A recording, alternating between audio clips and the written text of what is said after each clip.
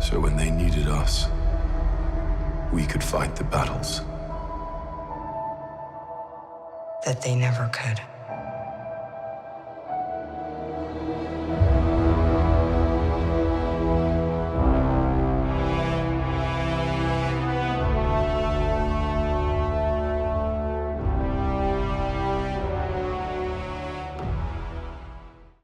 Welcome back, everyone. This is going to be my new Deadpool 3 video for Marvel. Kevin Feige just did a bunch of big interviews where he explained what's going on with all their Marvel Phase 4, Marvel Phase 5 movies. He even talked about new X-Men movies, so we'll break it all down. If you're brand new to the channel, be sure to subscribe to get the videos. I'll be doing videos for all the big Marvel Phase 4 series, all the episodes, and all the movies that they're releasing this year. Finally actually releasing movies.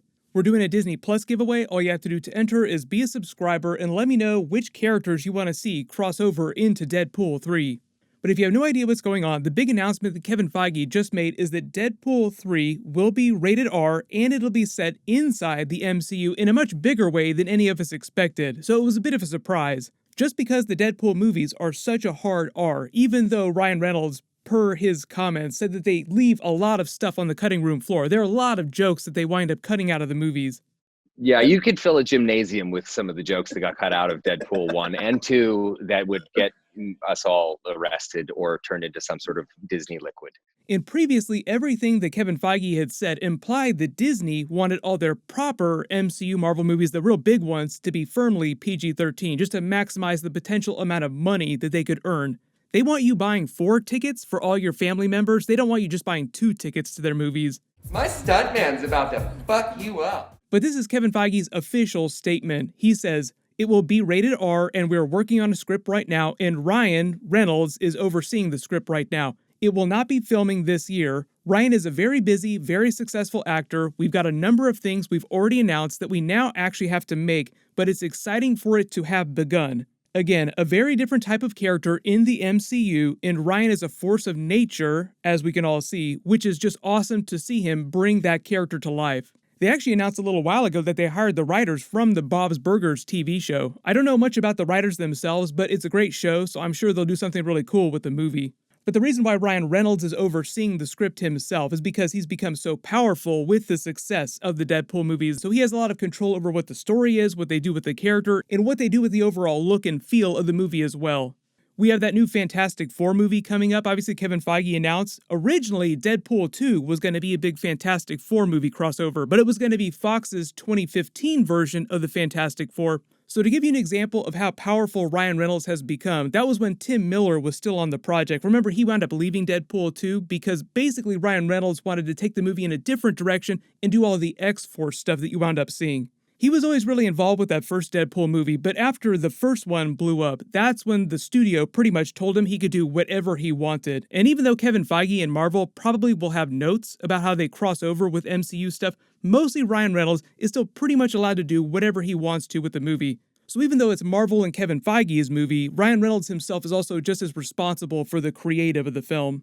The reason why he said that they're not filming the movie till next year in 2022 is because Ryan Reynolds announced like 1 billion different movies that he's making the next couple of years.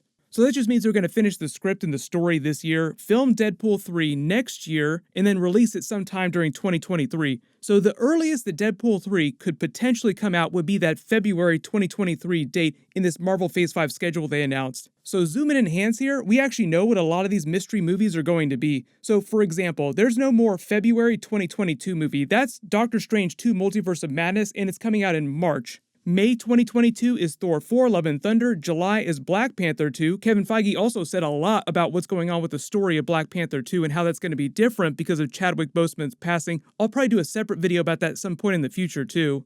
Then there's no more October movie, but they are doing Captain Marvel 2 in November. Then now we actually have 4 different Marvel movies competing for release dates in 2023. There's Ant-Man and the Wasp 3, Quantumania. That'll probably be the February movie. But then there's Guardians of the Galaxy 3, that'll probably wind up being a spring or summer movie, either the May or the July date. Then the new Fantastic Four movie, that'll probably wind up being a summer movie. Meaning that Deadpool 3 would either be that November movie date that they have on the schedule, or they give it one of the earlier dates and just shuffle the other movies around a little. Like Guardians 3 could probably come out anywhere in this schedule. Fantastic Four, though, is probably going to be one of their most hyped up films during that year, so that's probably going to get one of the summer dates. But when Kevin Feige said that Ryan Reynolds' Deadpool is a very different type of character in the MCU, that's what all the news outlets are citing as him saying that Deadpool will be in the MCU. What that means, though, is that there really aren't any other characters in the MCU outside of maybe Spider-Man who have the potential to be this wisecracking tone, but also break the fourth wall. And so far from what we've seen in the Spider-Man movies, Tom Holland's Spider-Man character has not broken the fourth wall yet. There have been a lot of references to meta things and Easter eggs like the Tobey Maguire Spider-Man movies with J. Jonah Jameson showing up, and there are all the Spider-Verse things that are supposedly going on around the Spider-Man 3 movie. Kevin Feige also said that a lot of those rumors are true. He said some of them are false, but some of them are true, so there probably is some Spider-Verse stuff happening during that.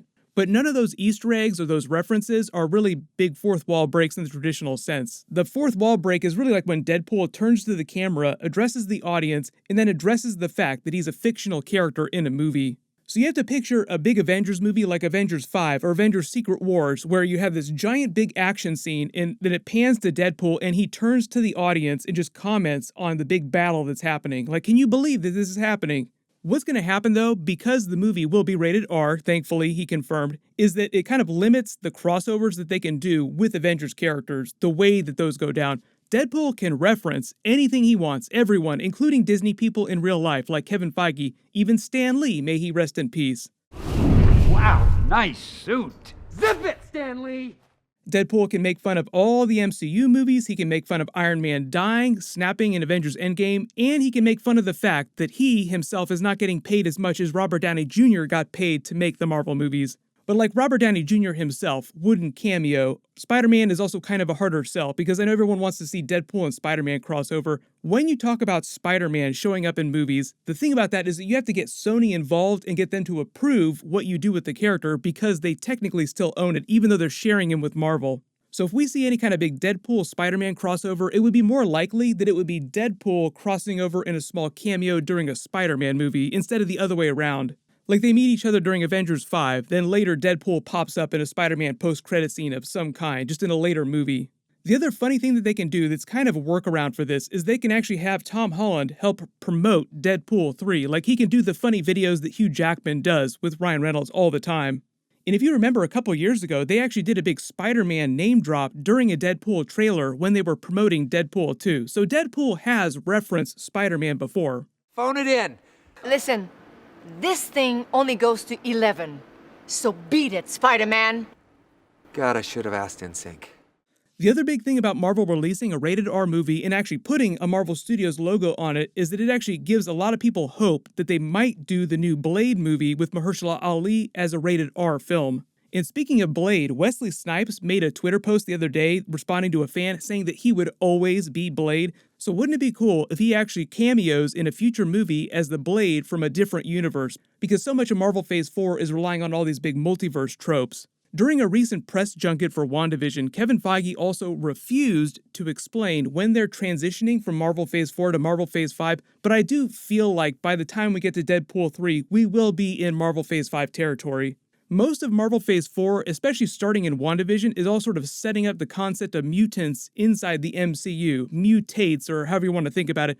Deadpool is technically a mutate, which is a little bit different from a mutant, but he is an X-Men character, so I'll explain the differences between all those things during the WandaVision episode videos that I do.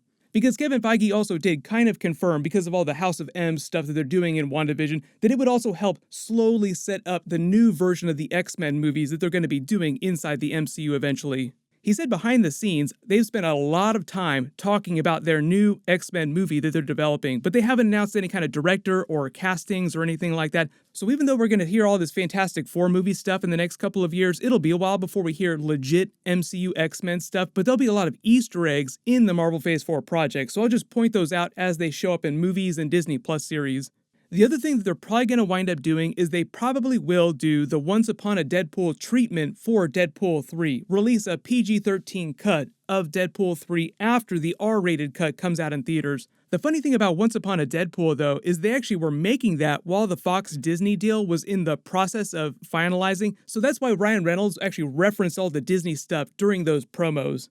I've already done videos about how I want them to do the story of Deadpool 3 as Deadpool kills the Fox Marvel Universe. They haven't made any confirmations about that, but if they want to swerve on that, he could actually just show up at the beginning of his movie with a bunch of X-Men Easter eggs from the Fox movies, just acknowledging that he probably did kill off all those characters. But everybody, post all your story pitches for Deadpool 3. What do you want the story of the movie to be? What'll happen is there were so many other big Marvel movie announcements in the past couple of days. I'll try to do videos for the biggest stuff in the next couple of days, but WandaVision Episode 1 and Episode 2 are releasing on Friday, so my full episode videos for those will post every Friday, just like the Mandalorian episodes. While you wait for everything, click here for that funny Deadpool 3 monologue video that Ryan Reynolds just posted, and click here for my non-spoilery early WandaVision review.